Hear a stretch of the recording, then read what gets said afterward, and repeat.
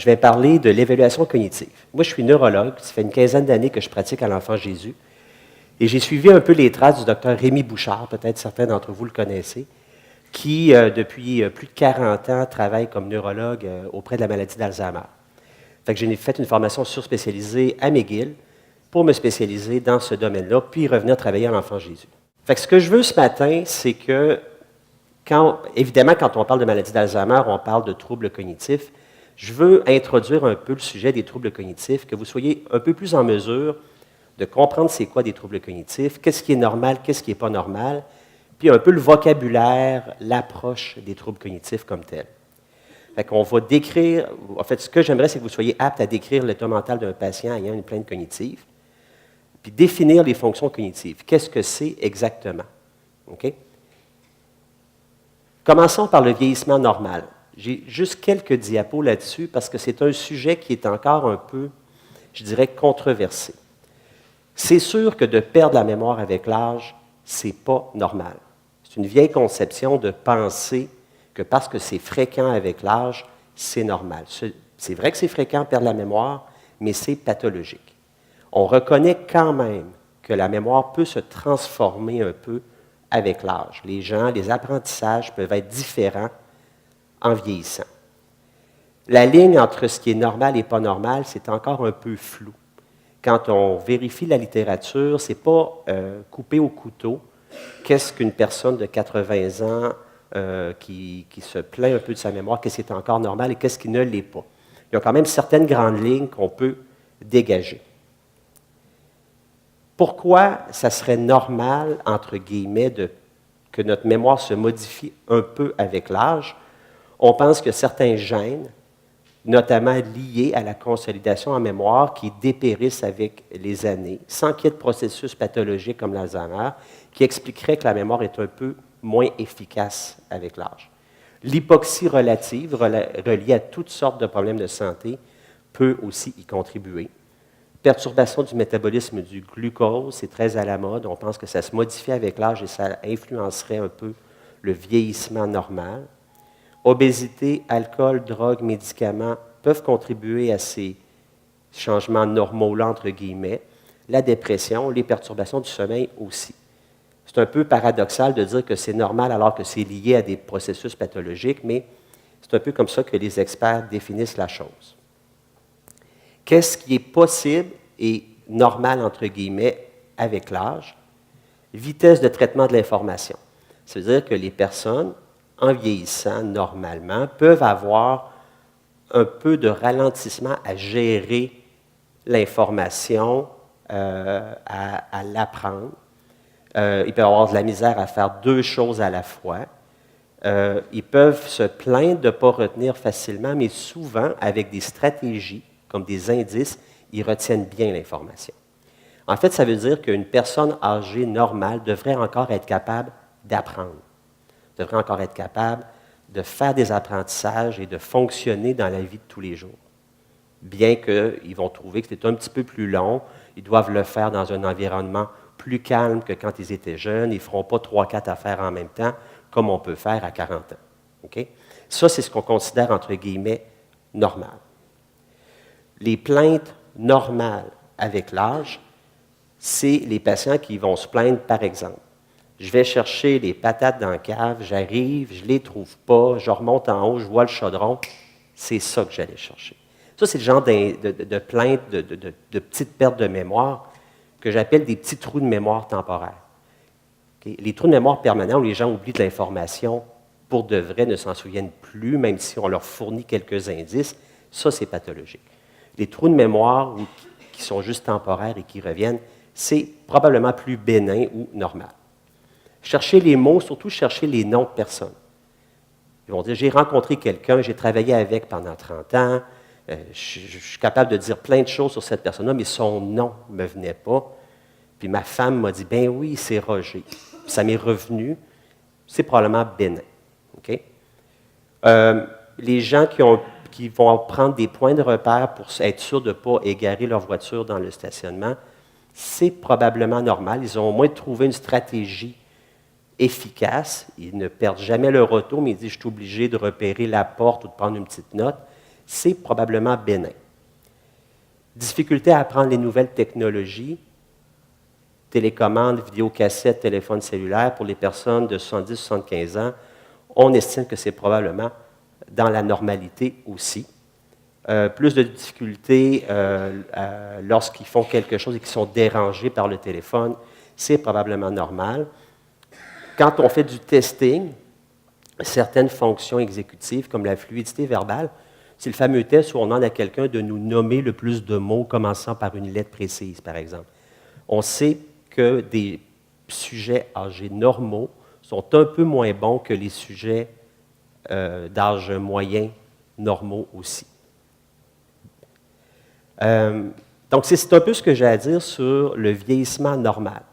Vous réalisez qu'il n'y a pas tant d'informations précises dans ça. Il y a beaucoup de pif et de jugement.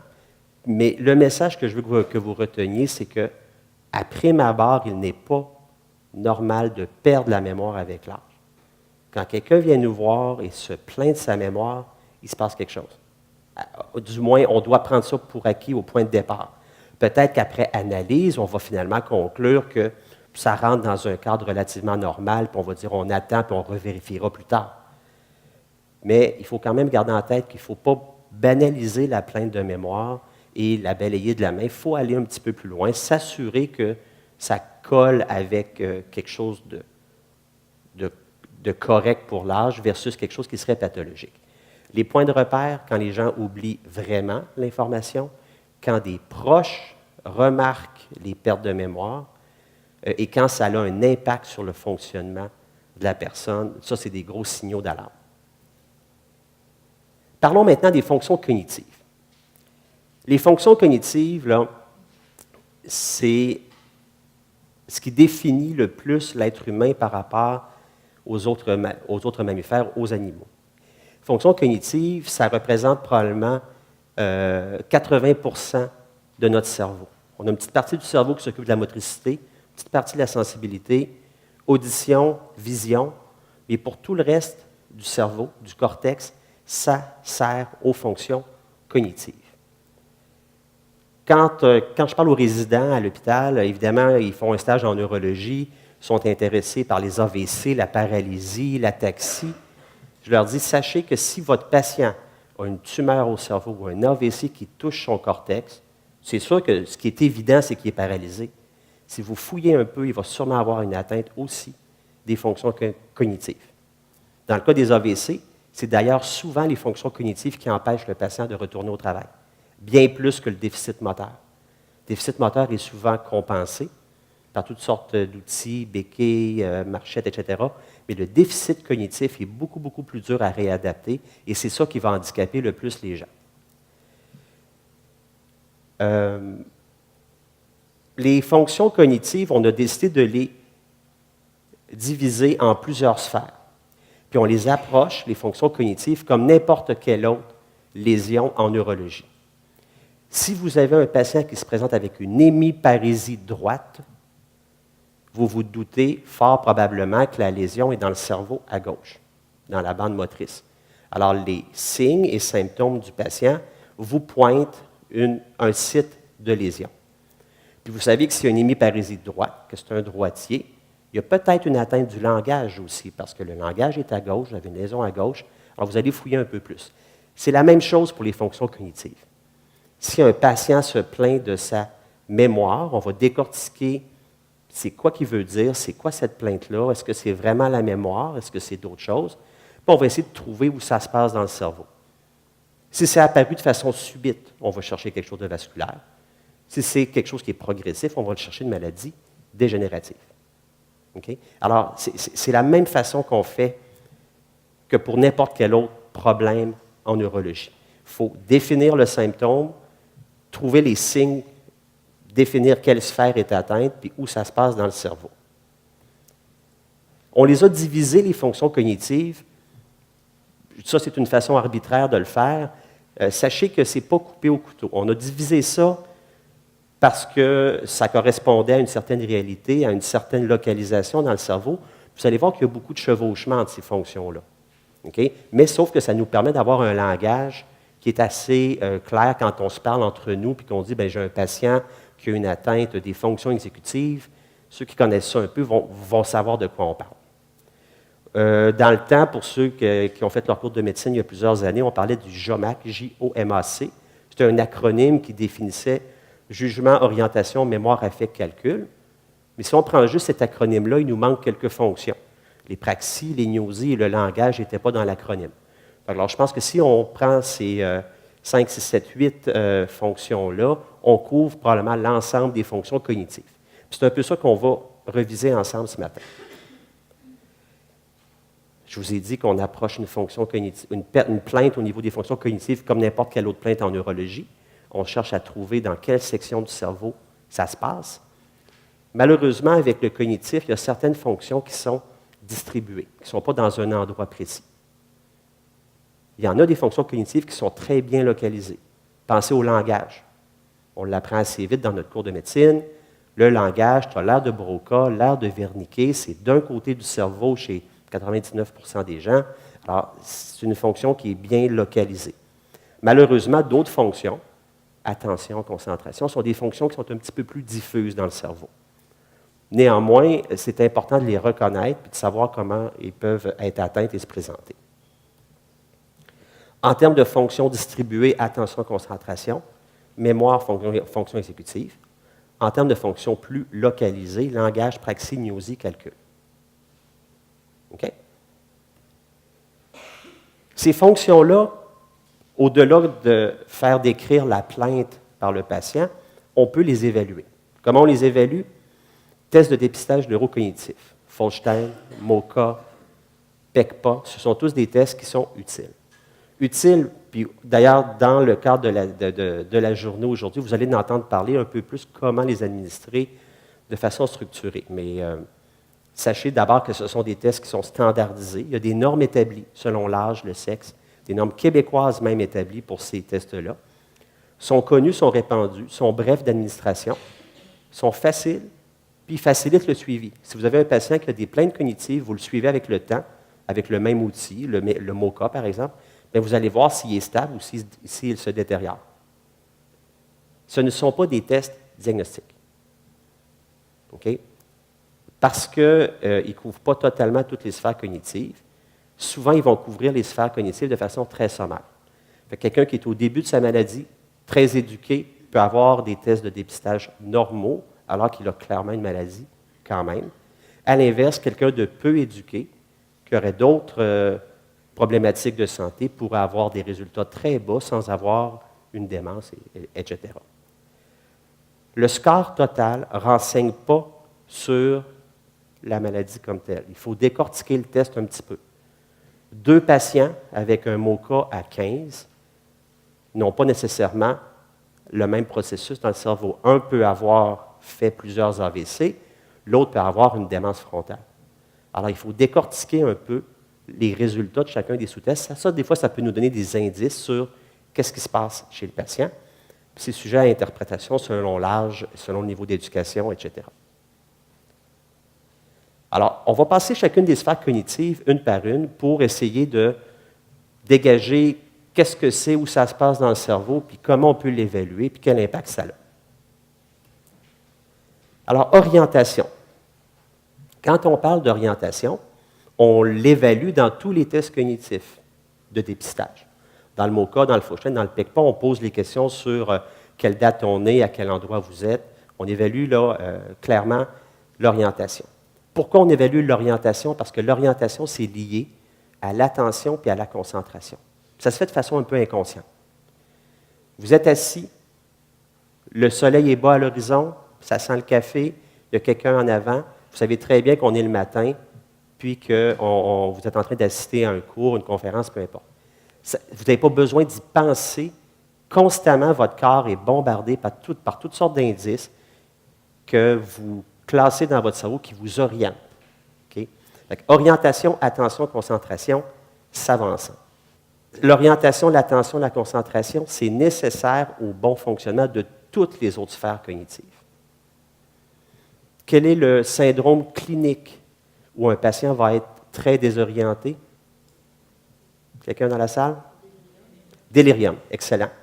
Et d'ailleurs, on sait très bien que quelqu'un qui a un délirium va avoir un Fauchstein souvent très bas, va avoir de la misère à copier une horloge, va avoir de la misère à retenir de l'information, à faire du calcul mental, parce qu'il est bombardé, lui, puis il n'est pas capable de gérer tout ce qu'il bombarde.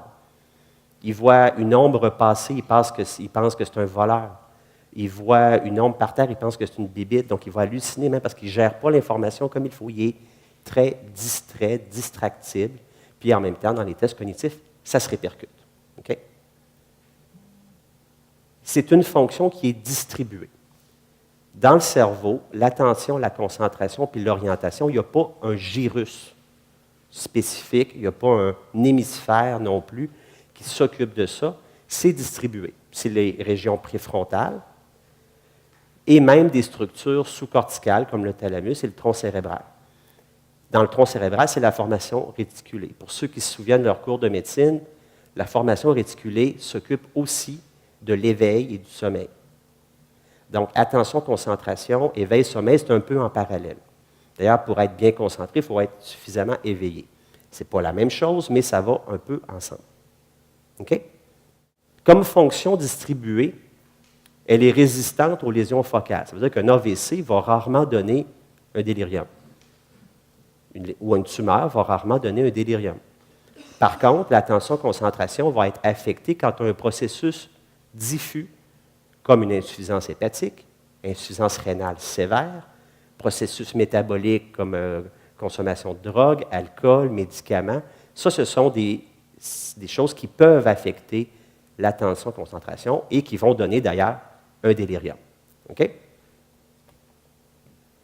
On teste l'attention avec les tests d'orientation qu'on peut voir ici. Évidemment, vous les connaissez, on les voit dans le Fauchstein et le MoCA.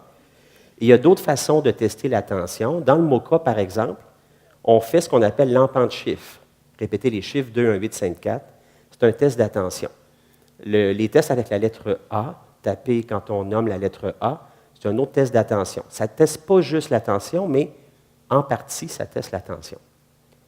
C'est un peu le problème avec les tests cognitifs, c'est que malheureusement, bien qu'on a des tiroirs précis pour les fonctions cognitives, on essaye de tester chacune, mais on est toujours un peu contaminé par d'autres. Par exemple, faites un MoCA à un patient qui est complètement aphasique. Il va avoir un score très bas. À part copier les dessins, il y a beaucoup de réponses qu'il ne pourra pas vous donner s'il est complètement aphasique. Est-ce qu'il est dément? Pas nécessairement. Est-ce qu'il a nécessairement une atteinte de la mémoire parce qu'il est aphasique? Pas nécessairement. Parce que le patient, vous lui demandez de retenir des mots. Il n'est même pas capable de les dire. Il va avoir 0. Mais il les a peut-être retenus, il n'est juste pas capable de les dire. Alors, vous comprenez la difficulté, puis là où ça prête à interprétation, ça demande du jugement de faire des tests cognitifs de la part de l'examinateur. Il faut être capable d'interpréter. C'est de la même façon qu'on ne demandera pas à un patient de vérifier la coordination s'il est paralysé. Il ne pourra pas tester le doigt-nez si son bras ne bouge pas. Le patient aphasique va avoir un score très bas au MoCA. Et encore faut-il interpréter pourquoi il y a eu ce score-là. Donc, les petits tests qu'on voit ici, l'empente chiffre, mais mettons la lettre A, il y a d'autres facteurs qui vont influencer la performance au-delà d'une bonne attention-concentration. Calcul mental, encore là, c'est un peu un test d'attention-concentration, mais c'est un peu plus que ça. On va y revenir tantôt. Message clé sur l'attention-concentration. C'est une fonction qui est très importante, qui est essentielle pour le bon fonctionnement des autres sphères. Un déficit dans cette sphère cognitive-là est caractérisé par un processus clinique qu'on appelle le délirium, et c'est une fonction qui est résistante aux lésions focales, comme les AVC, les tumeurs, mais qui est sensible aux désordres diffus du cerveau, comme les débalancements métaboliques, les intoxications, etc. Prochaine sphère cognitive, la mémoire. Puis on devrait dire les mémoires, parce qu'il y a plus qu'une sorte de mémoire. La mémoire, c'est quoi? C'est la capacité d'acquérir une nouvelle information, de la stocker et de l'évoquer à nouveau ultérieurement. Puis pour ceux qui ont fait leur cours de médecine il y a quelques années, on parlait de mémoire immédiate, court terme, long terme. On a changé un peu notre façon de voir la mémoire parce qu'il n'y a pas d'évidence que la mémoire dans le cerveau, elle est classée par durée. Il n'y a pas un gyrus, une partie du cerveau qui s'occupe de la mémoire des 5 dernières minutes, Puis après 5 minutes, c'est transféré dans la zone à côté pour la journée. Puis après ça, c'est transféré pour... C'est pas comme ça que ça fonctionne, la mémoire. Elle est classée dans le cerveau par contenu. Madame, vous savez faire la bicyclette. Êtes-vous né en sachant faire la bicyclette? Vous l'avez appris. Donc, c'est une sorte de mémoire. C'est quelque chose que vous ne saviez pas, que vous avez appris. Êtes-vous capable de me dire comment on fait de la bicyclette avec des mots? Décrivez-moi toutes les étapes pour faire de la bicyclette. On embarque dessus puis on pédale. Puis de façon magique, on tient. Puis on ne tombe pas. C'est ce qu'on appelle la mémoire implicite. C'est un type de mémoire qui est dans le cerveau, qui est dans les noyaux gris et dans le cervelet. Ce n'est pas une mémoire que cliniquement, vous allez voir dans votre bureau avec des plaintes. Là. Les gens n'arriveront pas en disant « Docteur, je ne sais plus faire la bicyclette. Okay? » C'est une mémoire qui est très utile pour les athlètes. Les athlètes, avec leur coach, ils vont souvent décortiquer leur performance, la mettre en mots pour améliorer un peu les pirouettes, etc., etc. Puis, nos patients qui ont des maladies des noyaux gris centraux et du cervelet arrivent rarement dans le bureau en disant « Docteur, je ne sais plus faire de la bicyclette. » Moi, mes ataxiques ou mes parkinsoniens sont tellement ataxiques ou parkinsoniens que, anyway, ils n'en font plus de bicyclette parce qu'ils ne tiennent pas dessus. Alors, ce n'est pas parce qu'ils l'ont oublié, c'est plus à cause de leurs problèmes moteurs. C'est un type de mémoire qui, cliniquement, n'est pas très utile. Je voulais vous en parler parce que ça fait partie des types de mémoire. Madame, vous savez c'est quoi une girafe? Okay. Quand est-ce que vous avez appris c'était quoi une girafe? Vers l'âge de 2 ans. Oui, mais quelle date? Quelle journée précisément? On sait tous c'est quoi une girafe. Personne n'est né en sachant c'était quoi une girafe. On l'a appris progressivement. Puis si on est médecin, infirmière, TS, on a une certaine connaissance de la girafe. Si on est zoologiste, on en sait plus. Si on reste au Québec versus on reste en Afrique, probablement qu'on n'a pas la même connaissance sur la girafe. Mais on l'a tous appris un jour. C'est un type de mémoire qui n'est pas fixé dans le temps. On n'a pas une date précise. Ça ne réfère pas à un moment précis dans notre histoire. C'est ce qu'on appelle la mémoire sémantique. C'est une mémoire qui est dans le cerveau aussi, qui, vous le constatez, est proche du langage. Hein, c'est la définition de nos mots, de nos connaissances. C'est situé dans le lobe temporal, du côté gauche, du même côté que le langage, dans la partie latérale du lobe temporal. J'ai plein de diapos, des images tantôt, on va reviser ça. Ne vous inquiétez pas, prenez pas trop de notes, là. Écoutez. Donc, c'est un type de mémoire. Et il y a des patients qui peuvent se plaindre, il y a des conditions cliniques où il y a une atteinte de la mémoire sémantique. Ça existe. Madame Junot, je vous demande de répéter une série de chiffres. Oui, encore. Parce que j'ai fait le coup à l'autre fois. Vous répétez la série de chiffres suivante, je vais vous garder ça facile. 2, 4, 9, 1, 5. Répétez-la à l'envers.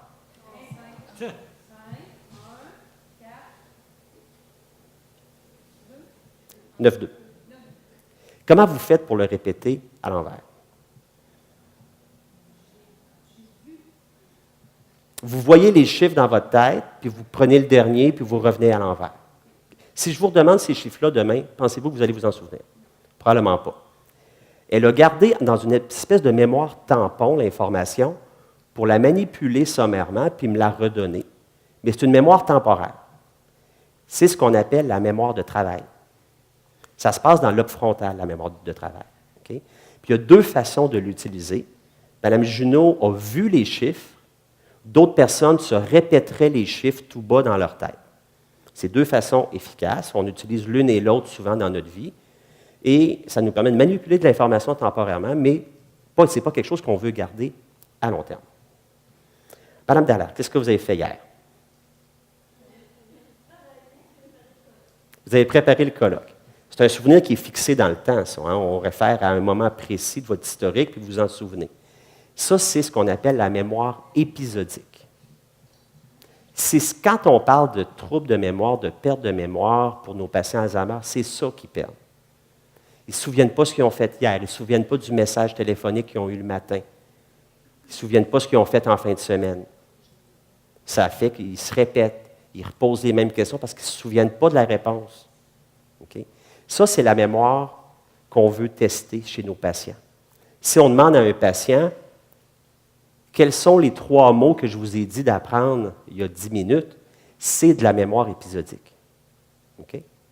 Et cette mémoire-là, elle est dans le lobe temporal aussi, mais à la partie interne du lobe temporal, dans une structure qu'on appelle l'hippocampe. Pourquoi? Parce qu'en pathologie, quand on fait des coupes de cerveau et qu'on analyse cette structure-là, on dirait que c'est un hippocampe, comme un cheval de mer. Okay? Et il y a toutes sortes de termes que vous allez lire, atteinte de mémoire de type hippocampique. Bien, ça réfère à ça. C'est des gens qui perdent la mémoire épisodique. C'est la mémoire que les patients perdent dans l'Alzheimer. On a 2 lobes temporaux, on a 2 hippocampes. Le côté gauche va retenir surtout du contenu verbal. On demande à quelqu'un, c'était quoi la conversation que tu as eue hier avec une autre personne? C'est plutôt verbal. Si on demande à quelqu'un, comment était habillée ta sœur quand elle s'est mariée? C'est plutôt du contenu visuel. Alors, chacun des hippocampes est spécifique pour contenu verbal ou visuel. OK? Fait que c'est ça la mémoire. C'est beaucoup de choses. Vous avez dans vos notes le schéma suivant, et ça résume en fait tout ce que je viens de dire. En parlant de mémoire, tu as la mémoire implicite ou procédurale, c'est la fameuse mémoire de la bicyclette. Mémoire explicite, il y en a une qui est plus à court terme, qu'on appelle maintenant la mémoire de travail. C'est répéter des chiffres, prendre l'information, la cracher, mais ne pas retenir ça à long terme. Dans la mémoire à long terme, il y en a 2. La mémoire sémantique, ça c'est la mémoire de la girafe, et la mémoire épisodique, c'est la mémoire de qu'est-ce que j'ai fait hier. Ça va? Puis la mémoire qui est pertinente ou qu'on veut vraiment tester, qui est la plus pertinente cliniquement, c'est la mémoire épisodique. C'est ça que les patients Alzheimer perdent le plus.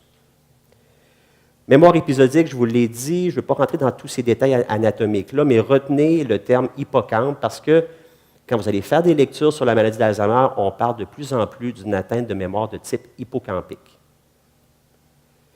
On la teste dans les tests de dépistage en faisant retenir des mots aux patients, en faisant retenir de l'information. On peut même tester la mémoire épisodique d'un patient aphasique. On peut au moins tester sa mémoire visuelle. Moi, de la façon que je procède, je prends 5 objets, petits objets. Je demande au patient de me regarder. Je lui explique, je vais cacher les objets dans mon bureau. Regardez-moi. Dans quelques minutes, je vais vous demander de les retrouver. Je prends les petits objets, j'en place un sur la table d'examen, un sur ma bibliothèque en dessous d'un livre, un dans mon tiroir. Alors, je place les petits objets, souvent des pièces de monnaie ou des trombones. Je laisse passer un laps de temps et 10 minutes plus tard, je lui redemande où sont les objets que j'ai cachés. Je peux lui remontrer un 6e trombone ou pièce de monnaie pour qu'il cache. Puis si le patient a une bonne mémoire épisodique visuelle, il va être capable de les retrouver dans mon bureau. C'est une autre façon de tester la mémoire épisodique. Il y a des façons aussi où on peut... C'est sûr que quand on fait retenir 3 mots ou 5 mots, c'est peu d'informations. Nos patients qui sont très atteints vont faire des erreurs, mais des patients qui sont au tout début de leur perte de mémoire peuvent encore réussir ces tests-là. Alors, faire retenir un paragraphe avec une histoire, ça se fait. En neuropsychologie, c'est ce qu'ils font, on appelle ça l'histoire logique. Mais on peut s'inventer un paragraphe qui a une vingtaine d'items, d'éléments séparés dans le paragraphe, et on demande au patient, comme ça, de retenir le paragraphe, on lui fait apprendre, on laisse passer un délai de temps et on lui redemande c'était quoi l'histoire. Ça, c'est une façon de faire aussi. Les 5 pièces de monnaie, les 3 mots, les dessins. Histoire récente et ancienne avec le donneur de soins, je trouve que c'est assez efficace. Classiquement, on demandait aux patients de sortir du bureau, on parlait aux donneurs de soins pour qu'ils nous racontent un événement récent de leur vie aux patients et aux donneurs de soins, pour redemander par la suite aux patients c'était quoi cet événement-là. Moi, souvent, je le fais les 2 dans le bureau. Je vais demander aux donneurs de soins, avez-vous eu un souper, un party, une sortie récente? Le donneur de soins va dire, oui, il y a 2 semaines. Je dis, OK, parfait, taisez-vous. Puis là, je regarde le patient. C'était quoi cette sortie-là? Qui était là? Quelle date c'était? Quelle journée de la semaine c'était? Vous êtes allé comment? Vers quelle heure vous êtes allé? Vers quelle heure vous êtes revenu? Vous avez mangé, qu'est-ce que vous avez mangé? On peut demander plein de détails. Puis on a un œil sur le donneur de soins qui fait des oui puis qui fait des non les yeux en l'air quand il se rend compte que le patient ne s'en souvient pas. Si le donneur de soins, qui est souvent quelqu'un du même âge, s'en souvient, on s'attend à ce que le patient s'en souvienne aussi, en tout cas, grosso modo. Ça demande un peu de jugement, d'interprétation, mais c'est relativement efficace comme testing. Fait courant, fait de l'actualité, on peut questionner nos patients qui aiment le hockey sur le hockey, évidemment. Encore faut-il que nous-mêmes, on connaisse les scores et qu'on suive le hockey, là. Mais ça peut être efficace à certains moments. Dans les cas de gros événements, lors des élections, lors de catastrophes naturelles qui sont peinturées dans les journaux partout, on s'attendrait à ce que le commun des mortels soit capable de nous en parler au moins un peu. Ça peut être une façon de faire aussi. Encore là, c'est sujet à interprétation, c'est sujet à jugement, mais ça peut être efficace comme testing. Dernière chose que je veux vous dire sur la mémoire, c'est que quand on veut faire apprendre des mots ou de l'information en mémoire épisodique, c'est un processus qui est actif et qui a 3 étapes.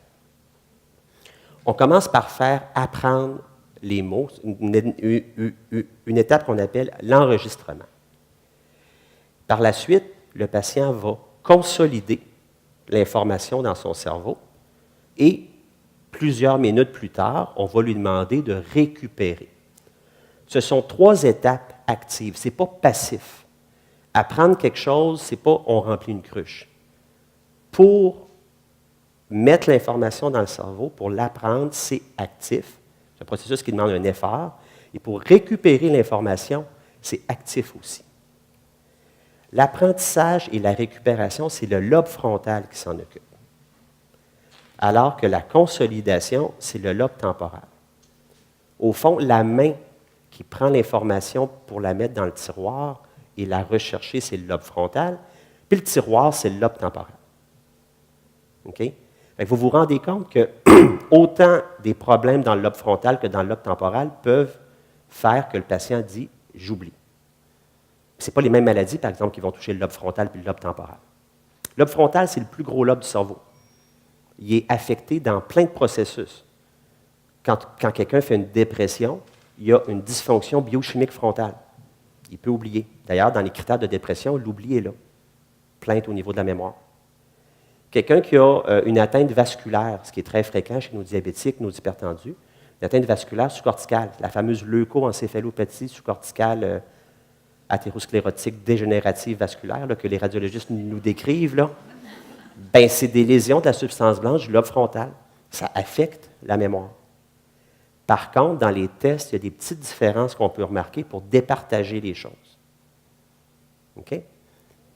D'abord, quand on fait un test de mémoire à un patient, il faut s'assurer qu'il a bien appris. Si je demande à quelqu'un de répéter les 5 mots suivants, visage, velours, église, marguerite rouge, puis que le patient en répète un, on lui redemande, puis qu'il en répète seulement un encore, attendez-vous pas à ce que 10 minutes plus tard, il se rappelle des 5. Il ne les a pas appris. OK? Alors, on peut renforcer l'apprentissage. Plusieurs façons de faire. Une façon simple, c'est de faire répéter jusqu'à temps qu'il répète les 5. Des fois, c'est long et pénible. J'ai des patients qui ne collaborent pas, là, mais du moins, sachez que si votre patient n'a pas appris les mots, les résultats, après 10 minutes, sont mitigés. Ça va être plus dur d'interpréter. Ensuite, quand on fait récupérer, on peut donner des indices. Le MoCA nous permet de faire ça. Des indices de catégorie ou des indices de choix multiples. Malheureusement, ça ne vaut aucun point dans le MoCA. Mais je vous encourage fortement à toujours faire un rappel et de rajouter les indices après. Parce que ça donne énormément d'informations cliniques. Alors, le patient chez qui on a fait du renforcement, on est sûr qu'il a appris les mots, et chez qui on a donné les indices, puis que malgré tout ça, il y a 0 sur 5 au rappel, c'est probablement le tiroir qui est percé. Tu as beau lui donner toutes les béquilles du monde, il n'y a plus les mots dans son cerveau. Les 5 mots que vous lui aviez donnés se sont échappés. Ça, c'est un signe d'une atteinte du lobe temporal, puis quand c'est progressif et dégénératif, ça signe une maladie d'Alzheimer. OK? Comprenez l'idée un peu? Parfait. Fait que ça, c'est quelque chose qui est clé, là, puis qui qui n'était pas aussi bien connu, moi-même, quand j'ai fait mon fellow en 2000, cette espèce d'élément-là là, de décortiquer les 3 étapes du processus de mémorisation, mais c'est essentiel pour faire la part des choses. Vous allez voir beaucoup de patients dans votre bureau qui vont dire « j'oublie ». Puis vous allez vous rendre compte qu'avec les indices, ils ont presque 5 sur 5. Alors, cherchez des pathologies du lobe frontal, puis c'est souvent des choses fréquentes, dépression, anxiété, benzodiazépine, apnée du sommeil. C'est des gens qui oublient, puis ça, c'est le fameux syndrome des patates dans la cave. Eux autres, quand ils remontent en haut, puis ils voient le chaudron, ils se rappellent que c'était des patates qu'ils allaient chercher. Okay? C'est les indices qui les aident. Puis dans votre testing, ça va être avec les indices aussi. Je passe vite, mémoire implicite, je vous l'ai dit, ça se passe dans le cervelet puis dans les ganglions de la base, c'est la mémoire de la bicyclette. Mémoire de travail, c'est le lobe frontal surtout. Quand on se répète les chiffres dans notre tête pour les dire à l'envers, il y a une boucle qui se crée avec la zone du langage. Puis quand on voit les chiffres dans notre tête, c'est plutôt le lobe pariétal droit et le lobe frontal qui travaillent ensemble pour nous permettre de recracher l'information. Les tests de mémoire de travail, bien, on en a dans le MOCA, par exemple, l'empant de chiffre à l'envers, répéter 7, 4, 2 à l'envers. C'est un test de mémoire de travail. Le calcul mental, il y a un peu de mémoire de travail dans ça. Quand on fait une retenue, par exemple, 93 moins 7, on doit faire 93 moins 7, puis faire la retenue pour arriver à 86. Alors, notre mémoire de travail travaille un petit peu aussi dans ça. Mémoire sémantique, la mémoire de la girafe, lobe temporal gauche en latéral. Puis, les messages clés, donc il y a différents types de mémoire. C'est la mémoire épisodique qui est classiquement atteinte dans la maladie d'Alzheimer. Processus de mémorisation, il y a 3 étapes. Ça implique 2 parties du cerveau, le lobe frontal et le lobe temporal. Ça va? Question? On passe à une autre fonction très importante qui s'appelle les fonctions exécutives. C'est les fonctions du lobe frontal. C'est ce qui nous différencie le plus de l'animal, notre lobe frontal. C'est ce qui se développe jusqu'à l'âge de 18 à 21 ans. Okay? C'est un lobe qui vraiment, là, après avoir appris à marcher, puis à bouger, puis à parler, là, tout ce qu'on fait après ça, là, toute notre scolarisation, là, c'est pour aider notre lobe frontal à se développer. C'est le lobe qui nous permet d'avoir un comportement adaptatif, d'avoir une pensée abstraite, flexibilité mentale, résoudre des problèmes, se planifier. Le lobe qui nous donne de la motivation, mais qui nous empêche aussi de faire des conneries. Le lobe qui nous donne de l'initiative, puis c'est le lobe qui fait tout notre comportement social. Alors, vous vous rendez compte qu'une atteinte du lobe frontal va avoir une symptomatologie très, très riche. Puis c'est une symptomatologie qu'on peut parfois tester pour certains de ces aspects dans nos tests cognitifs. Puis il y a d'autres aspects qui ne sont pas testables, notamment les changements de personnalité. Je raconte toujours l'histoire de mon prof de maternelle que j'ai vu un jour pour troubles de mémoire. Je travaille dans une clinique de mémoire, alors ceux qui oublient les mots, les aphasiques, ils oublient, donc c'est des troubles de mémoire. Ceux qui oublient comment se comporter, c'est des troubles de mémoire. Tout le monde est référé pour troubles de mémoire. Puis quand on décortique, ce n'est pas toujours la mémoire épisodique qui est atteinte. Alors lui, il est référé pour troubles de mémoire. Je le vois tout seul dans le bureau. Prof de maternelle, 50 ans, chemise à carreaux, jeans. Il me jase. Puis c'était au début de ma pratique, j'ai l'air jeune, fait qu'il me tutoie. Puis, t'es bien fin. Puis je fais le MOCA, 29 au MOCA. Il s'était trompé pour la date d'une journée, une affaire banale. Puis je dis, il n'y a rien. Puis je dis, non, mais pourquoi? Il dit, c'est ma femme qui trouve que j'oublie, puis pourtant je trouve que ça va bien. Puis je le fais sortir, je fais rentrer l'épouse. Puis elle me dit, docteur, c'est parce que vous ne comprenez pas, là. Lui, c'est veston, habituellement. Là. Il porte des jeans. Ça ne fait pas longtemps qu'il porte des jeans. Il ne serait jamais venu chez le docteur en jeans. Puis il dit, il est poli, très réservé. Il est allé à l'école chez Bonne Sœur. Puis c'est très protocolaire. Puis tout ça, il dit, il n'est plus de même pantoute. À l'épicerie, quand on a juste une pinte de lait, il coupe les lignes, il tasse le monde. Il dit, excusez, j'ai juste une pinte de lait. Puis il s'avance pour aller payer. Il ne veut pas faire la file. Puis la dernière fois, à l'épicerie, il a vu une fille. Puis elle avait un T-shirt, puis il s'est approché d'elle, puis il a lu ce qu'il y avait décrit sur le T-shirt, au niveau de la poitrine. Là. Puis il trouvait ça bien drôle. Là. Elle dit, c'est pas lui, à la maison, il ne fait plus rien, il s'occupe plus de notre fille, il ne veut pas la reconduire à ses activités, il n'y a pas d'initiative, il y a des dégâts à terre, il ne ramasse pas. Fait que c'est un patient que quand je l'ai vu tout seul, chemise à carreaux, je n'ai plein de patients en chemise à carreaux, j'étais en chemise à carreaux un matin. Mais j'en mets souvent. Lui, ce qui était important, c'était le changement. Il avait changé. Sa personnalité avait changé. Des gens qui coupent les lignes, non. Lui, il ne coupait pas les lignes avant, par exemple. Alors, il y a des aspects du lobe frontal qui ne sont malheureusement pas testables dans nos petits tests. Il faut aller plus loin, il faut poser des questions. Il y a heureusement des questionnaires qui nous permettent de vérifier le lobe frontal. Le lobe frontal il est tellement gros qu'on peut le diviser en 3 portions. La partie dorsolatérale, puis celle-ci a des fonctions particulières. Planification, abstraction, c'est là que ça se passe. Orbitofrontal, c'est juste en haut des yeux. Personnalité, socialisation, inhibition. Puis tu as entre les 2 hémisphères, en avant, le gyrus cingulé s'occupe de la motivation. Puis il y a plein de contextes cliniques où on peut voir un patient qui va avoir une atteinte du lobe frontal dans une seule de ces régions-là. Les gens qui ont des callosotomies, par exemple, vont avoir une atteinte du gyrus cingulé. Le cortex dorsolatéral peut être atteint de façon particulière. Orbitofrontal, nos traumatisés crâniens, que le cerveau ballotte d'avant en arrière, là, ils se font des lésions dans les régions orbitofrontales et c'est eux autres qui ont les gros changements de personnalité. Ils viennent désinhiber, tout ça. Comment on teste le lobe frontal? Bien, encore là, nos tests de dépistage nous aident un peu. Évocation de mots. Nommer des animaux à 4 pattes ou bien nommer des mots commençant par la lettre F. Si vous regardez dans le mot-cas, le petit test qui est en bas ici, juste en haut ici, c'est marqué « langage ». Moi, je vous dis que ce n'est pas un test de langage. Elle est où? Karine.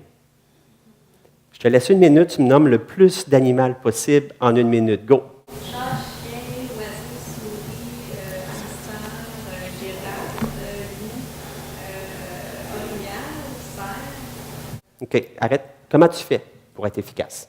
D'habitude, j'essaie de les mettre en catégorie. OK. Non, on voyait des catégories. OK? Puis la façon d'être efficace, c'est d'y aller par catégorie, c'est d'avoir une stratégie. Avoir des stratégies, c'est le lobe frontal. J'en conviens, un patient aphasique va avoir de la misère dans ce test-là, mais ce n'est pas ça qu'on veut tester.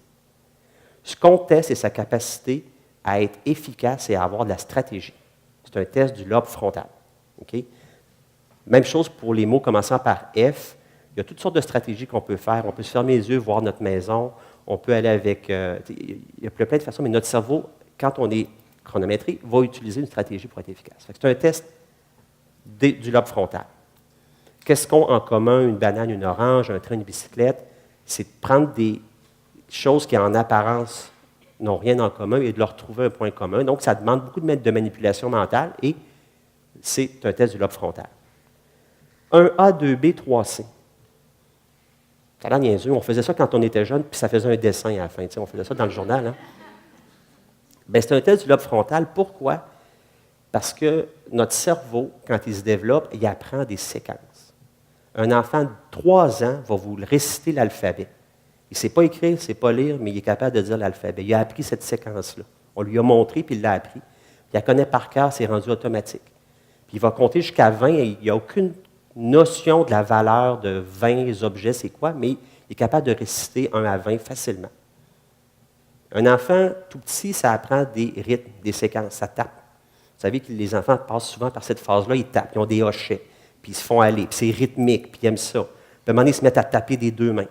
Ils apprennent à sauter. Un enfant, au début, ça saute à 2 pieds. À un moment donné, ça saute à 1 pied, à cloche-pied. Puis à un moment donné, c'est capable de jouer à marelle, sauter à 2 pieds, 1 pied, 2 pieds, puis d'alterner. Au début, on suit les séquences, puis à un moment donné, on est capable de switcher de une à l'autre. Alors, ce test-là évalue notre capacité à switcher d'une séquence à l'autre. Puis quand tu perds ton lobe frontal, tu as de la misère à faire ça. 1A, 2B, 3C. L'autre chose, c'est que ça cherche à contrer des réflexes automatiques qu'on a. On écrit toujours de gauche à droite, puis de haut en bas. Alors, dans ce test-là, on nous fait aller de droite à gauche, puis on nous fait aller de bas vers le haut. 1A, 2, il faut aller vers la gauche pour le B. On descend au 3, on remonte vers le 4, on descend vers le C, puis on remonte après ça. Ce n'est pas naturel de faire ça. Un cerveau en santé est capable de le faire, mais un cerveau malade a de la misère. Finalement, le test il est fait pour fourrer le patient. 1A, 2B, 3, C, le 4 est juste entre les deux. Pour un cerveau malade qui veut suivre une séquence automatique, c'est difficile de s'empêcher de passer de 3 à 4, de faire 3, C, puis de revenir vers le 4. Okay? C'est un petit échantillon, mais c'est fait exprès pour attraper les gens qui ont des atteintes frontales. OK? Ça, c'est une façon de tester le lobe frontal.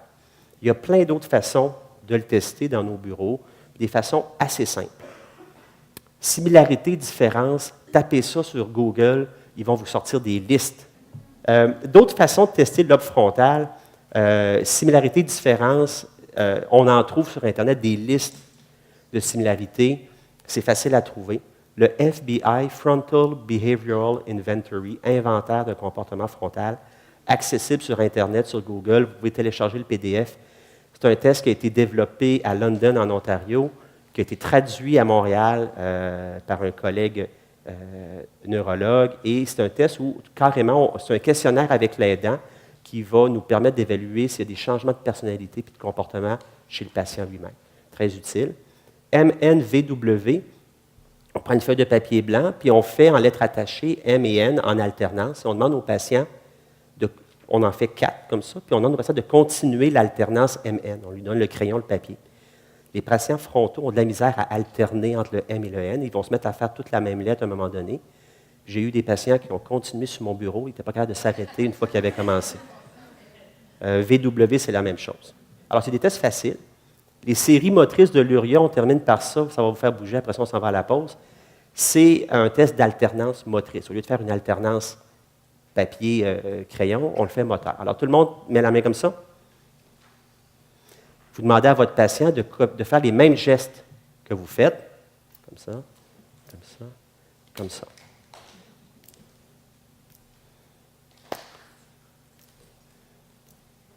Continuez. Il y en a qui se trompent, hein? C'est le manque de café, on s'en va au café. C'est aussi simple que ça, mais vous allez voir des patients qui ont une atteinte frontale.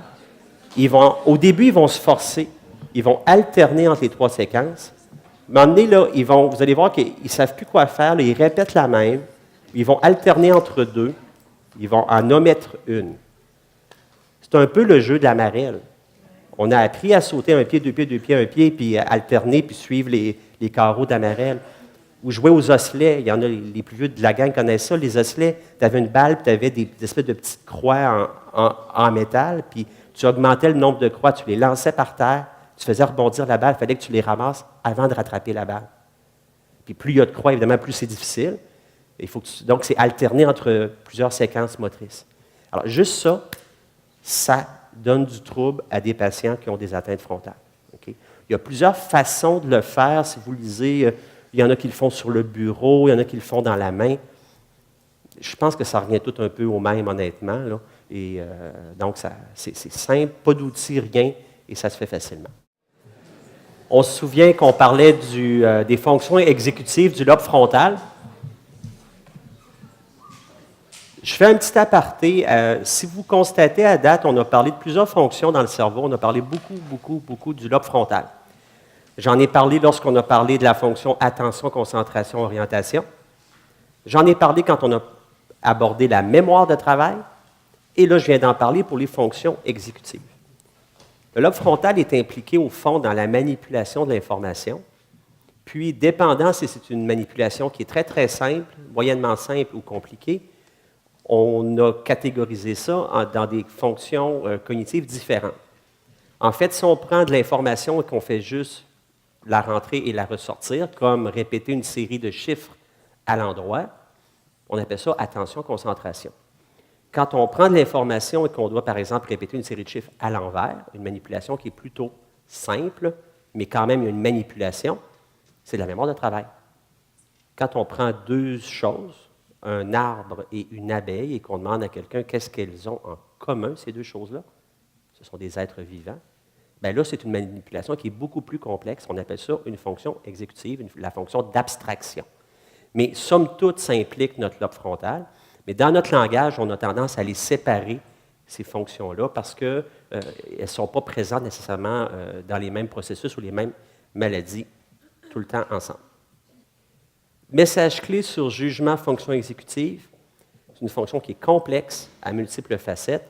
Puis la fameuse maladie de PIC ou la démence frontotemporale de type comportemental est un des syndromes dégénératifs clés où on va voir une atteinte des fonctions exécutives. On s'en va vers une autre sphère cognitive, le langage. C'est une qu'on connaît mieux, qu'on est plus habilité à aborder parce que les patients avec AVC ont fréquemment des aphasies et vous connaissez ça un peu mieux. Sachez que le langage, c'est la capacité à communiquer et que ce soit verbal, écrit ou par signe. Alors oui, un sourd-muet qui a appris à parler par signe peut avoir, non pas une aphasie, mais du moins une atteinte du langage. Pourrait, en théorie, perdre sa capacité à faire les signes. Ce n'est pas une question moteur, c'est vraiment une question de conceptualisation du signe qui représente un mot dans sa tête. Et d'ailleurs, quelqu'un qui est aphasique, qui savait signer, faire les signes du langage sourd-muet, et qui perd l'usage du langage, va perdre autant la composante verbale que la composante écriture, que la composante par signe. Ça va ensemble. Okay? Fait qu'une atteinte du langage, c'est pas être capable de faire des mots avec sa bouche, là. Une atteinte du langage, c'est l'incapacité du cerveau à former les mots dans notre tête ou à comprendre les mots qui nous sont envoyés. Okay? Donc, langage, ce n'est pas la même chose que problème de parole. Une atteinte de la parole, c'est le geste moteur pour faire des sons qui vont faire des mots. Quand on est sourd, on a une atteinte de la parole, une patate chaude dans la bouche. Ça, c'est une atteinte de la parole. Les mots sont encore là, tous les mots sont là, sont juste bien mal prononcés. Quelqu'un qui a une atteinte du cervelet pourrait avoir une atteinte de la parole. Quelqu'un qui n'a plus de langue va avoir une atteinte de la parole, mais il n'y a pas une atteinte du langage, par exemple. Si quelqu'un parle et que vous ne comprenez rien, essayez de le faire écrire. S'il est capable d'écrire des phrases complètes, il n'y a pas d'atteinte du langage. Okay? Quand on veut, donc, quelques définitions, quand on parle d'aphasie ou de dysphasie quand il y a un trouble du langage verbal, dysgraphie, trouble de l'écriture, dyslexie, trouble de la lecture. Paraphasie, c'est une utilisation erronée d'un phonème ou d'un mot. Donc, la paraphasie, ça peut être, par exemple, dire fanpoufle au lieu de pantoufle. On a inversé le son dans le mot. Ça, c'est une paraphasie phonémique. Si on dit soulier au lieu de pantoufle, c'est une paraphasie sémantique. On a pris un mot qui a une connotation similaire, hein, c'est un objet qu'on met dans les pieds pour marcher, mais on a montré une pantoufle au patient, il a dit soulier, bien, il a fait une erreur, c'est une paraphasie sémantique. De la même façon qu'on peut faire des paraphasies quand on parle, on peut faire des paragraphies. Il y a des gens qui vont transformer les lettres dans un mot quand on leur demande d'écrire un mot, ou des paralexies, ils vont lire un mot, ils vont mal le lire. Okay? Ça va ensemble, c'est tous des troubles du langage. Si vous voulez décortiquer un trouble du langage, il y a plusieurs composantes à analyser. D'abord, l'affluence. L'affluence, c'est la quantité d'informations qui sort quand on pose une question ouverte au patient. Moi, ma question, c'est qu'est-ce que vous faisiez dans la vie? Tu as des patients qui vont t'expliquer normalement ce qu'ils faisaient, avec des mots qui ont du sens, puis tout, vous comprenez. Tu as des patients qui ça va être très télégraphique. Par exemple, les aphasies de Broca. Il y a très peu de mots qui sortent à ce moment-là. Prenons un fermier qui essaie de vous dire ce qu'il faisait. Il va dire, bien, moi, je faisais... Puis il va faire le signe comme traire des vaches, puis il va essayer de vous montrer que ce qu'il faisait, puis il va dire vaches, animaux, mais c'est très télégraphique. Ça, c'est un débit ou une fluence diminuée. Les Broca, aphasies de Broca, sont comme ça. Les aphasies de Wernicke, ils ont souvent des fluences normales ou même augmentées. Le fameux fermier, s'il y a une aphasie de Wernicke, il va dire, bien moi, je faisais, tu sais, avec, puis j'avais un ami, puis une grosse bâtisse, puis, tu sais, on avait des affaires là, pour faire du truc là, pour... il essaie de vous dire qu'il y avait une ferme avec des vaches puis qu'il buvait pour faire du lait. Il y a beaucoup, beaucoup de mots, mais souvent, ça a peu de sens. Puis c'est souvent des mots génériques. Au lieu de dire vache, il va dire animal. Au lieu de dire ferme, il va dire bâtisse. Il prend des mots à connotation plus générale plutôt que le mot spécifique. Okay? Fait que autant le Wernicke que le Broca, vous allez avoir de la misère à le comprendre. Mais dans la façon qu'ils vont répondre à votre question, ça va être différent. C'est ce qu'on appelle l'affluence ou le débit élocutoire.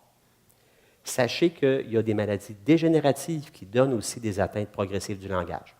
Je vous ai donné des exemples de problèmes neurologiques où tu as une lésion focale. Souvent, les AVC peuvent donner un Broca ou un Wernicke. Il y a des maladies dégénératives. On les appelle les aphasies progressives. Une autre composante qu'on évalue dans le langage, c'est la répétition. On demande au patient de répéter une phrase après moi, « Il fait beau dehors ». Le patient répète « Il fait beau dehors ». Répétez la phrase suivante. Les hippopotames jouent dans l'eau au jardin zoologique. Alors souvent, quand on veut faire répéter le patient une phrase courte et simple, on évoque une phrase plus complexe et plus longue par la suite. Il y a des contextes cliniques où les gens vont avoir des problèmes de répétition. Une aphasie de conduction donne ce genre de problème-là. Et il y a des problèmes dégénératifs qui donnent ça. Une aphasie qu'on appelle l'aphasie progressive logopénique. C'est une forme de maladie d'Alzheimer. Les patients ont de la misère à répéter des phrases longues. Okay? Alors, c'est assez caractéristique. On fait ensuite des tests de compréhension. On peut demander aux patients, montrez-moi le plafond, montrez-moi la chaise, montrez-moi l'objet où on se lave les mains. Alors, au début, on commence par des ordres très directs. Puis après ça, on fait qu'un ordre plus complexe. Montrez-moi l'entrée de la pièce. Au lieu de dire montrez-moi la porte, on évoque une phrase un peu plus longue qui demande un peu plus de décodage de la part du patient. Et lui doit répondre à nos ordres. D'autres façons de tester la compréhension, des courtes histoires. Par exemple, un ours et un loup se battaient. L'ours a été tué par le loup. Quel animal est mort? Alors, vous comprenez que la façon que la phrase est faite, l'ours a été tué par le loup, ça demande un niveau de compréhension assez bon pour donner la bonne réponse ensuite. Malheureusement, c'est une chance sur deux qui est la bonne. Alors, par moment, certains patients vont l'avoir par hasard, là, mais quand on fait plusieurs petites histoires comme ça, on n'en vient qu'à être capable de conclure. La dénomination, c'est quoi? C'est de nommer des choses. Et une caractéristique de toutes les aphasies, les patients ont de la misère à nommer. Ça va être différent, leur difficulté va être différente dépendant du type d'aphasie qu'ils ont. Le patient qui est Broca, vous lui montrez une image de vache, puis il va dire, oui, j'en avais, puis le fameux fermier, j'en avais, mais il n'est pas capable de dire vache. Le mot ne vient pas. Il y a un manque du mot. Le mot ne vient pas, mais vous sentez qu'il sait encore c'est quoi une vache. Le verniqué pourrait voir une vache, puis il ne reconnaît pas trop c'est quoi. Puis vous lui dites, est-ce que c'est un animal qu'on retrouve ici? Est-ce que c'est un animal qui vit en Afrique? Il ne sait pas. Il peut avoir perdu jusqu'à le concept. Il y a une espèce de dégradation sémantique. Les patients Alzheimer ont parfois une certaine dégradation sémantique. Vous leur montrez des objets plus rares, puis ils ne sauront pas c'est quoi, ils vont nommer quelque chose de plus commun. Le fameux exemple, c'est dans le Moka, vous leur montrez le rhinocéros, ils vont dire que c'est un cochon. Parce que c'est un gros animal trapu. Alors, le rhinocéros, pour eux autres, le concept du rhinocéros est parti, mais il leur reste encore celui du cochon, qui est un concept plus ancré dans notre culture et dans nos apprentissages. Il y a même des formes d'atteinte du langage qu'on appelle les aphasies progressives de type sémantique, où c'est exactement ça que les patients perdent. Okay? Ils perdent le sens des mots. On comprend donc qu'eux autres, leur dégénérescence se fait dans la partie latérale du lobe temporal, là où est la mémoire sémantique. Quand on analyse le langage d'un patient aphasique, il faut décrire s'il y a des paraphasies. Ensuite, on peut décrire s'il y a des troubles arthriques, parce que les atteintes du langage peuvent s'accompagner d'atteintes de la parole aussi, et idéalement, on vérifie l'écriture et la lecture aussi. Okay? Je passe vite là-dessus. Vous avez le tableau. Ici, on voit les aphasies, une classification des aphasies, surtout pour les aphasies qu'on dit lésionnelles, quand c'est causé par une tumeur, quand c'est causé par un AVC. Okay. Les aphasies dégénératives, il y en a 3 grands types. Je vous les ai nommés au fil de... Puis j'ai une diapo qui les énumère un petit peu plus loin. Et ça, ici, c'est plutôt les caractéristiques des aphasies plutôt lésionnelles suite aux AVC ou bien aux tumeurs. Tester les aphasies, bien, dans nos tests de dépistage, il y a quelques items, mais vous comprenez que ce n'est pas complet. L'affluence n'est pas vraiment testée. Pour tester l'affluence, c'est une question ouverte. Qu'est-ce que vous faisiez dans la vie? On teste très peu la dénomination. Dans le Moka, on demande de nommer une montre et un crayon. C'est très sommaire. Ça ne prend pas des outils élaborés pour tester la dénomination. Dans votre bureau, vous avez tout ce qu'il faut. Lunettes, monture, oreilles, lobes, chemise, boutons, souliers, talons, barbe, boucle d'oreille, brocheuse, téléphone, ciseaux, trombone, efface, stylo, ordinateur, clavier, lumière, lavabo, verre. Vous avez tout ce qu'il faut dans votre bureau pour tester le langage de votre patient. Okay? Puis la clé pour trouver une atteinte du langage, c'est y a-t-il un problème de dénomination? Puis à partir de là, on y va un peu plus loin. Est-ce que l'affluence est augmentée, diminuée? Est-ce qu'il y a des problèmes de compréhension? Est-ce qu'il y a des paraphasies, etc., etc., etc.? Je vous le dis, moi, j'ai des patients qui sont référés pour troubles de mémoire et ce qu'ils oublient, c'est les mots.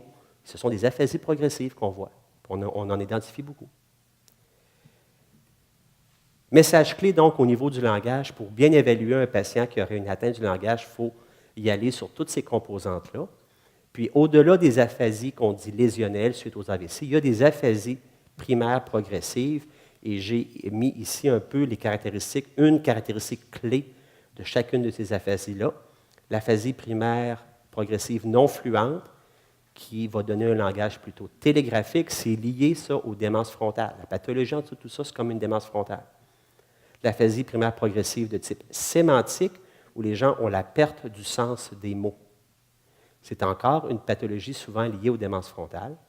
L'aphasie primaire progressive de type logopénique, qui, celle-là, est liée à la maladie d'Alzheimer, et c'est une difficulté de répétition de phrases plus longues. OK? Probablement que dans les colloques PAM 201, 301, on ira un peu plus loin dans ces types de pathologies-là pour mieux les décrire, mais ce n'était pas le but ce matin. Alors, on a évalué à date, au niveau de notre cerveau, plusieurs fonctions cognitives qui sont localisées soit dans le lobe frontal ou dans le lobe temporel. Il nous reste l'arrière du cerveau qui contient aussi des fonctions cognitives. C'est les lobes pariétaux. Et praxie et gnosie se situent dans ces endroits-là. Une apraxie, c'est quoi? C'est une incapacité à accomplir une tâche motrice complexe, malgré l'intégrité de la motricité, de la sensibilité, de la coordination, de la compréhension et de la collaboration du patient. Une apraxie, quand il y a une apraxie, c'est souvent une apraxie idéomotrice, et c'est au niveau pariétal inférieur, surtout du côté gauche, qu'on va trouver les lésions. Dans les AVC, on peut avoir ça, mais sachez qu'il y a des maladies dégénératives qui vont se présenter principalement par une apraxie au niveau cognitif. Il y a des formes d'Alzheimer qui vont commencer comme ça, une apraxie progressive. J'ai vu une secrétaire qui est venue me rencontrer, qui avait une très bonne mémoire et qui avait été obligée d'arrêter de travailler. Elle ne savait plus taper à la machine. Puis un jour, elle est arrivée devant son auto. Puis elle avait non seulement une apraxie, mais elle avait une agnosie. Elle ne trouvait pas la poignée de porte. Elle n'était pas capable de rentrer dans son auto parce qu'elle avait la porte devant elle, mais ses yeux ne décodaient pas l'image devant elle. Elle avait une agnosie. Elle ne repérait pas la poignée de porte. Elle est finalement rentrée par le côté passager, puis elle l'a conduit jusque chez eux. Évidemment, j'ai arrêté de conduire après ça. Mais elle avait une apraxie et une agnosie progressive. Elle avait un syndrome qu'on appelle l'atrophie corticale postérieure, et c'est souvent une forme de maladie d'Alzheimer. Ces patients-là vont traîner des années dans les bureaux d'ophtalmologistes, d'optométristes, parce qu'ils se plaignent de leurs yeux. Puis l'optométriste, l'ophtalmologiste dit, ils vont bien vos yeux, puis ils changent de lunettes, puis ils investissent dans des lunettes. Ce n'est pas les yeux qui ne marchent pas. C'est le cerveau en arrière qui n'interprète pas ce qui passe par les yeux. Okay? Donc, les syndromes cliniques, je vous en ai mentionné au niveau des problèmes de praxie. Comment on peut le tester dans le bureau? On demande aux patients de faire des gestes, de mimer des gestes communs. Souvent, s'ils avaient un peigne, ils seraient capables de le faire, mais de le mimer, c'est plus dur. Les praxies, c'est comme des petits gestes moteurs très automatiques qu'on fait, des séquences motrices. En fait, c'est l'espèce de séquence motrice qu'on fait qui est automatique. C'est fascinant de voir comment un enfant développe les praxies rapidement. Tu sais, un tout petit bébé, on lui prend le bras, puis on le passe dans la manche, puis il est comme tout. Mais rapidement, là, de façon automatique, il enfile son bras tout seul. Pourtant, c'est complexe. Il y a plusieurs mouvements là, d'enfiler une manche. Là. Mais ça se fait, là, on n'y pense même pas. Même chose pour se peigner, se brosser les dents, ça vient des petits gestes très, très, très automatiques. On demande aux patients de se peigner, de faire le salut militaire, le signe de croix, de faire semblant de se brosser les dents, de scier une planche, de clouer un clou.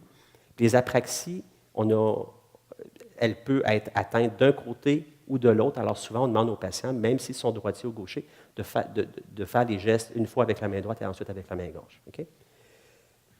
Les gens qui vont le faire, les patients qui vont le faire, on leur dit de se brosser les dents, qui vont faire ça comme ça, ce n'est pas normal.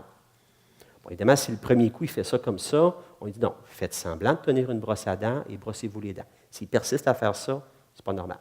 Même chose, peigner les cheveux. Il y a beaucoup de gens qui vont se peigner les cheveux avec la main. Non, non. Faites semblant de tenir une brosse ou un peigne, peignez-vous.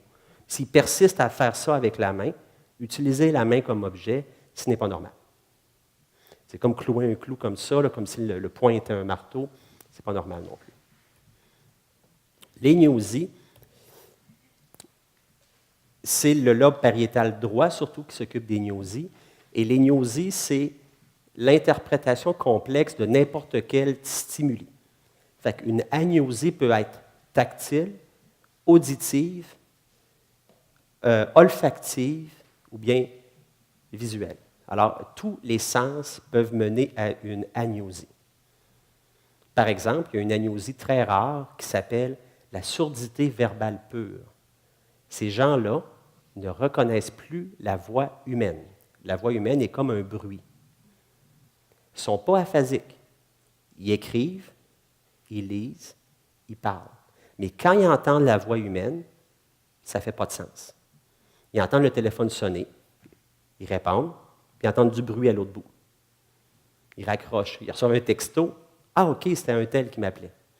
C'est très, très rare, mais c'est juste pour vous illustrer un peu comment ça peut être complexe, le cerveau, puis comment les agnosies, ça peut être complexe.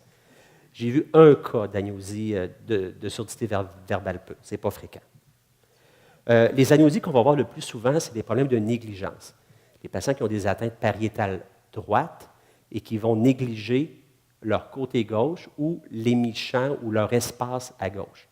C'est le patient qu'on voit qui a fait un AVC pariétal droit, puis il est dans sa chambre, puis il a mis sa robe de chambre, il n'a pas enfilé la manche à gauche. Il a mangé son plateau, mais le cope de lait qui était à gauche, il n'a pas touché, comme s'il n'existait pas. Ça va jusqu'à tu leur montres leur main gauche, puis tu leur dis, c'était qui ça? Puis ils disent, c'est à vous. Mais non, c'est votre main. Non, non, c'est à vous, cette main-là. Ils ne reconnaissent même plus leurs membres. Ça peut aller jusque-là, à l'extrême. Il y a des patients qui vont avoir des agnosies par atteinte pariétale gauche, dans les cas d'atrophie corticale postérieure, la fameuse variante d'Alzheimer que j'ai parlé tantôt. Ça ne va pas jusque-là, mais ils ont souvent des problèmes de repérage visio-spatiaux, là, un peu de ce type-là. C'est le patient qui rentre dans mon bureau, puis qu'il est là, puis il cherche la chaise. Là. Pourtant, il est en face de lui. On dirait que tout ce qu'il voit devient en deux dimensions, puis indifférencié. C'est un brouillon, c'est un nuage. C'est un peu ça, les agnosies, en tout cas du côté visuel. D'autres types d'agnosies qu'on peut repérer à l'occasion dans des contextes cliniques, la stéréognosie. Alors là, c'est une agnosie qui est tactile. On met un objet dans la main de quelqu'un puis il le palpe. Essayez-le, là, mettez quelques pièces de monnaie, prenez-les au hasard, les yeux fermés, puis si vous les palpez, vous allez les reconnaître très facilement. Le patient qui a une agnosie tactile va avoir de la misère en palpant à décoder ce qu'il a dans la main. Okay? La graphesthésie, simple à tester aussi. On prend un crayon ou un objet un peu pointu, un peu mousse, puis on va tout simplement tracer un chiffre dans la main. Et on demande au patient, il a les yeux fermés, de nous dire quel chiffre on vient de tracer. Okay? Et n'importe qui, vous allez reconnaître les chiffres assez facilement. Quand on a une agnosie tactile, on peut avoir des problèmes. On appelle ça une agraphesthésie. Message clé des gnosies, donc c'est dans l'hémisphère non dominant, en pariétal. Différents stimuli peuvent mener ou peuvent caractériser des agnosies. La stéréognosie et la graphesthésie sont assez faciles à tester. Et encore là, des maladies dégénératives particulières, comme l'atrophie corticale postérieure, qui est une variante de la maladie d'Alzheimer, ou la dégénérescence corticobasale, peuvent se manifester par des agnosies.